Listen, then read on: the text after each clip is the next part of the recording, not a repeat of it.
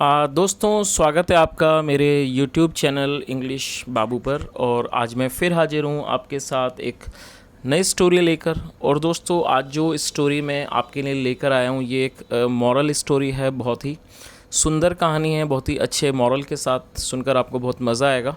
उसके अलावा इस स्टोरी में आपको कुछ नए इंग्लिश के वर्ड मीनिंग सीखने को मिलेंगे, उनकी करेक्ट प्रोनाउंसिएशन के बारे में पता चलेगा। और दोस्तों हमेशा की तरह जो इसका ग्रामर का पार्ट है उसे बिल्कुल ही डिटेल में कवर करेंगे, तो एक एक स्ट्रक्चर को आप बहुत आसानी से सीख पाएंगे। तो चलिए दोस्तों आज की इस कहानी को हम शुरू करते हैं और सबसे पहले कहानी का टाइटल देखते हैं। कहानी का टाइटल है इम्पोस्टर टॉम कैट। क्या मतलब हुआ दोस्तों? इम्पोस्टर एक एडजेक्टिव है जिसका मतलब होता है बहरूपिया, और आप इस वर्ड को नोट कर सकते हैं, ये एक एडजेक्टिव है। और टॉम कैट का मतलब होता है बिल्ला या कह सकते हैं बिलाव। तो क्या मतलब हुआ? इम्पोस्टर टॉम कैट मतलब कि बहरूपिया बिल्ला। तो दोस्तों ये आज की इस कहानी का टाइटल है, शीर्षक है। और अब मैं इसे पढ़ना शुरू करता हूँ।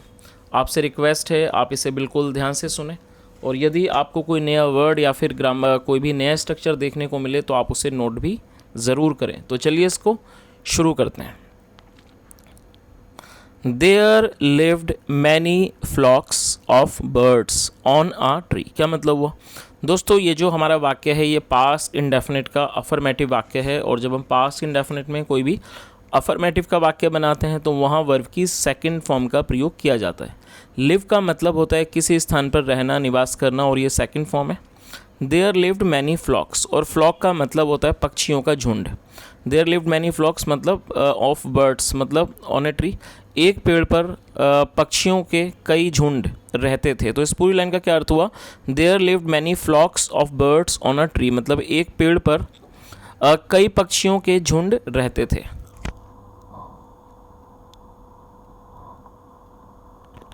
An old vulture also lived under the tree. क्या मतलब हुआ दोस्तों? वल्चर एक का मतलब होता है गिद्ध, ये भी एक पक्षी होता है। एन ओल्ड वल्चर मतलब कि एक बूढ़ा गिद्ध, ऑल्सो लिव्ड वो भी रहता था, अंडर द ट्री पेड़ के नीचे। तो इस पूरी लाइन का क्या अर्थ हुआ कि an old vulture also lived under the tree मतलब एक बूढ़ा गिद्ध भी पेड़ के नीचे रहता था।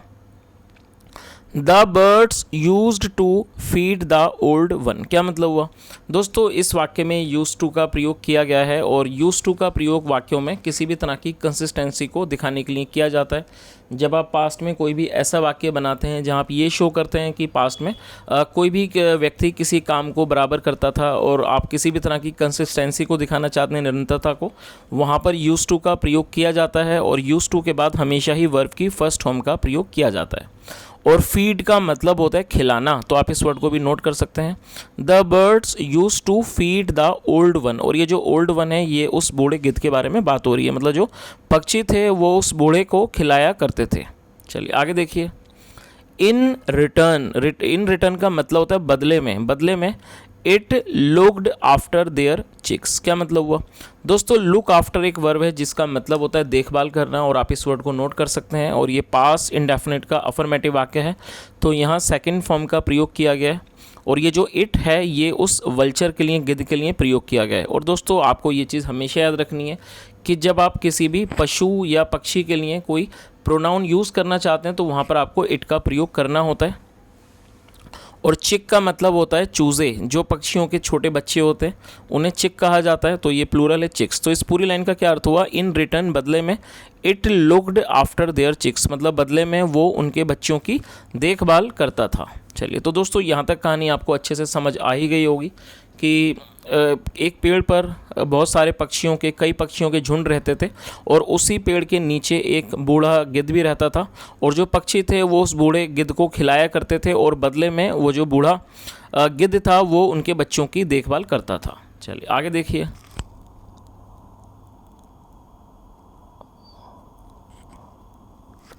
One day a tomcat happened to come there. क्या मतलब हुआ दोस्तों, इस वाक्य में हैपन्ड का प्रयोग किया गया है और इस तरह के स्ट्रक्चर का प्रयोग जब किया जाता है जब आप कोई भी ऐसा वाक्य बनाते हैं जहां आप ये शो करते हैं कि कोई भी क्रिया बिना किसी योजना के हुई, तो इस तरह की सिचुएशन को दिखाने के लिए हैपन का यूज़ किया जाता है। और ये पास्ट का सेंटेंस से पास्ट इंडेफिनिट का सेकंड फॉर्म का प्रयोग किया गया है।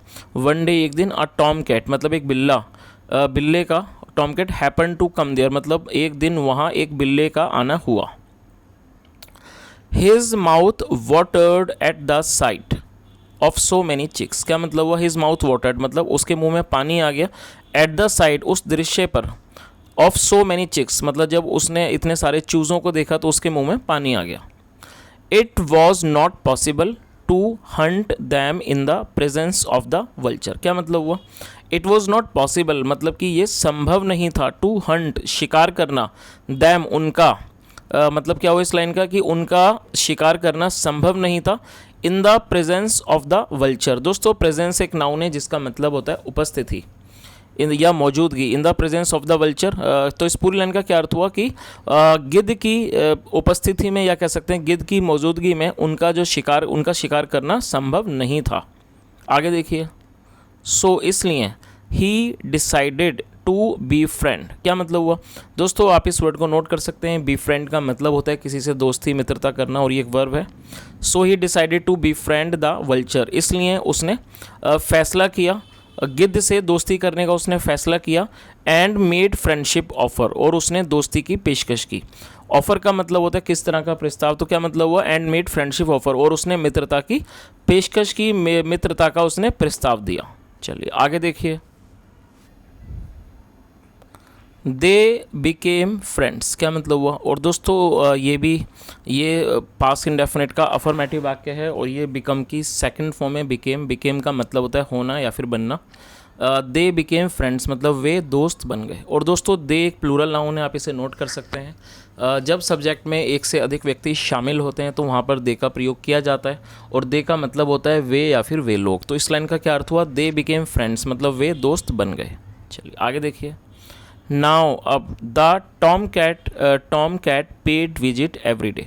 पे विजिट का मतलब होता है किसी जगह पर का दौरा करना, जाना, और ये सेकंड फॉर्म है। Now the Tom cat paid visit every day, अब जो बिल्ला था वो हर रोज़ आता था। And quietly gobbled a chick each day. क्या मतलब हुआ दोस्तों, क्वाइटली एडवर्ब है, इसका मतलब होता है खामोशी से, चुपचाप तरीके से। और एडवर्ब का मतलब होता है किसी भी ऐसा शब्द जो किसी वर्ब की विशेषता का वर्णन करता है उसे एडवर्ब कहा जाता है। और आप देखेंगे जो ज़्यादातर एडवर्ब होते हैं वो ly पे ख़त्म होते हैं। एंड क्वाइटली गोबल, और गोबल का मतलब होता है किसी चीज़ को जल्दी से खा लेना, निगल जाना, और वो खामोशी से जल्दी से खा लेता था। अचिक मतलब एक चूज़े को ईच डे हर रोज़। तो इस पूरी लाइन का क्या अर्थ हुआ कि now the Tom cat paid visit every day and quietly gobbled a chick each day मतलब अब जो ये बिल्ला था वह हर रोज़ आता था और चुपचाप एक चूज़े को वो निगल जाता था, हर रोज़ खा जाता था। चलिए आगे देखिए, the vulture could not notice it because it had failing eyesight. क्या मतलब हुआ दोस्तों, इस वाक्य में कुड का प्रयोग किया गया है। और मैं आपको बताना चाहूँगा जब आप कोई भी ऐसा वाक्य बनाते हैं जहां आपके वाक्य के टेल पर सका, सकी, सके, पाया, पाई जैसे शब्द आते हैं तो वहां पर कुड का प्रयोग किया जाता है। और आपको साथ में ये चीज़ भी याद रखनी है कि कुड का प्रयोग पास्ट के लिए किया जाता है। तो इस लाइन का क्या अर्थ हुआ, the vulture could not notice. Notice का मतलब देखना, ध्यान देना। जब वल्चर था, गिद्ध था, वो इस चीज़ को ध्यान नहीं दे पाया इट, इस पर, बिकॉज क्योंकि इट हैड फेलिंग आईसाइट, क्योंकि जो उसकी नज़र थी वो कमज़ोर थी। फेलिंग आईसाइट मतलब नज़र कमज़ोर। तो इस पूरी लाइन का क्या अर्थ हुआ, the vulture could not notice it because it had failing eyesight. वो जो वल्चर था, गिद्ध था, वो इस चीज़ पर ध्यान नहीं दे पाया क्योंकि उसकी नज़र कमज़ोर थी। चलिए आगे देखिए, the birds on return would find a chick or two missing but they were not sure about it because the chicks were always visiting one another in the nest। क्या मतलब हुआ, चलिए दोस्तों बड़ा सेंटेंस है, इसको तोड़ कर इसको ट्रांसलेट करते हैं ताकि आप इसे समझ सकें। द बर्ड्स ऑन रिटर्न, जो पक्षी थे ऑन रिटर्न मतलब अपनी वापसी पर, वुड फाइंड वो पाते, क्या पाते, अ चिक और टू मतलब एक या दो चूज़ों को मिसिंग पाते, गायब पाते, बट लेकिन दे वर नॉट श्योर, लेकिन वो इस चीज़ के बारे में श्योर नहीं थे, मतलब इस चीज़ का उन्हें पक्का पता नहीं था अबाउट इट, इस बारे में। क्योंकि बिकॉज द चिक्स, क्योंकि वो जो चूज़े थे were always visiting one another, क्योंकि वो हमेशा एक दूसरे के पास जाते थे, जो चूज़े होते थे, अनादर इन द नेस्ट, मतलब कि घोंसलों में। तो दोस्तों यहाँ तक आपको इस लाइन का मतलब समझ आ ही गया होगा कि जब पक्षी वापस आते तो वो अक्सर एक या दो चूज़ों को वहाँ से गायब पाते, लेकिन वो उन्हें इस बात के बारे में पक्का नहीं पता चल पाया। इसका रीज़न ये था क्योंकि ज़्यादातर जो चूज़े थे वो एक दूसरे के पास आते जाते रहते थे उनके घोंसलों में, तो इस वजह से उन्हें नहीं पता चल सका। चलिए आगे देखिए। A day came when most of the chicks had became meals of the tomcat। क्या मतलब वो a day came, मतलब एक दिन आया when, जब most of the chicks, मतलब जब जो most of the chicks मतलब जब ज़्यादातर जो चूज़े थे had become meals of the tomcat, वो उस tomcat का जो बिल्ली का खाना बन चुके थे। A suspicious myna investigated and found feathers of chicks in the tree hollow down there। क्या मतलब वो असस्पिशियस मैना, एक सस्पिशियस का मतलब होता है संदेह करने वाला, मतलब जिसको शक था, वो कौन थी? मैना थी। इन्वेस्टिगेटेड, उसने इस चीज़ की जांच की। एंड फाउंड, और उसने पाया। फेदर्स, उसको पर मिले, उसने परों को पाया। ऑफ चिक्स, चूज़ों के। इन द ट्री होलो, होलो का मतलब होता है कोई खाली स्थान, खोखला स्थान। तो जो उसे पर मिले, कहाँ पर मिले? इन द ट्री होलो, मतलब उस पेड़ के जो खोखला स्थान था वहाँ पर उसे पर मिले। डाउन देयर, मतलब वहाँ पर नीचे।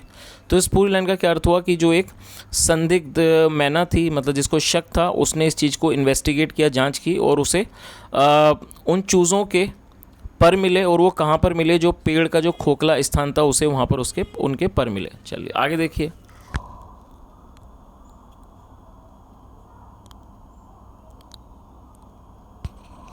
She informed the other birds, inform का मतलब सूचित करना, और ये सेकंड फॉर्म है। She informed the other birds, उसने दूसरे पक्षियों को सूचित किया। The vulture has been eating our chicks, क्या मतलब हुआ? दोस्तों ये जो हमारा वाक्य है आप यहाँ देखेंगे, यहाँ पर इस वाक्य में हैज़ बीन का प्रयोग किया गया है, साथ में वर्ब की फोर्थ फॉर्म लगाई गई है।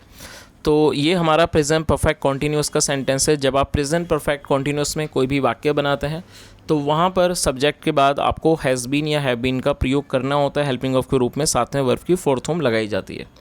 यदि सब्जेक्ट सिंगुलर होता है तो हैज़ बीन लगाया जाता है, जैसा यहाँ पर लगाया गया है, क्योंकि जो हमारा सब्जेक्ट है वो सिंगुलर है।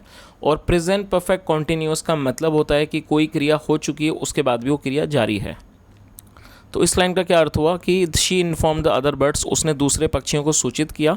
The vulture has been eating our chicks, मतलब जो वल्चर है, गिद्ध है, वो हमारे पक्षियों को खाता आ रहा है। द ओल्ड ठग, मतलब जो पुराना, ये बूढ़ा जो ठग है। The evidence is there, evidence is there in the hollow near where it stands, क्या मतलब हुआ कि जो एविडेंस है, जो सबूत है, वो वहीं पर है। इन द होलो, उस खोखले स्थान पर, नियर, जहाँ पर, वेयर इट स्टैंड्स, जहाँ पर वो खड़ा होता है। The birds attacked and killed the vulture, क्या मतलब वो जो पक्षी थे उन्होंने हमला कर दिया। एंड किल्ड द वल्चर, और उन्होंने गिद्ध को मार दिया। चलिए दोस्तों, अब इस कहानी का जो मॉरल है हम वो भी एक बार देख लेते हैं। इस कहानी का क्या मॉरल है? Don't befriend a unworthy character. दोस्तों अनवर्दी का मतलब होता है अयोग्य, और बी फ्रेंड मतलब दोस्ती करना। Don't be friend unworthy character, मतलब इस लाइन का क्या अर्थ हुआ कि किसी भी अनवर्दी मतलब अयोग्य चरित्र के साथ दोस्ती मत करो। चलिए, तो दोस्तों मैं उम्मीद करता हूँ कि जो कहानी आपको अच्छे से समझ आई होगी, और उसके अलावा इस कहानी का जो मॉरल है वो भी अच्छे से आप समझ पाए होंगे। जैसा हमने इस कहानी के अंदर देखा कि जो गिद्ध था, जो उन पक्षियों के बच्चों की रक्षा करता था, उनकी देखभाल करता था, उसकी छोटी सी गलती ये थी कि उसने एक बिल्ले से उसने दोस्ती कर ली, जो कि बिल्कुल ही ठीक नहीं था, और उस वजह से उस गलत इंसान के कारण उसे अपनी जान गंवानी पड़ी। तो इस कहानी का जो मॉरल है बहुत ही अच्छा मॉरल है कि हमें दोस्ती भी सबसे नहीं करनी चाहिए, हमें अच्छे लोगों से ही दोस्ती करनी चाहिए। यदि हम बुरे लोगों से दोस्ती करते हैं तो उससे हमें भी समस्या हो सकती है। तो दोस्तों ये आज की एक छोटी सी कहानी थी, और यदि कहानी अच्छी लगी और मेरा पढ़ाने का प्रयास आपको अच्छा लगा हो, so I request you that please like and share this video with your friends, and I request all of you guys that I have been making such videos just to make you guys better in English. I have been doing this for a very long time, but I see that most of you guys just watch my videos, but you do not maybe like and do not subscribe the channel. So it is my humble request, guys, that if you really like my videos, and if you really feel that I have been very helpful to you, or maybe these videos are helping you to learn English, so it is my humble request, guys, please subscribe the channel also, because if you just subscribe and like this video, it is going to help me. So thank you so much for listening. Have a nice day and bye.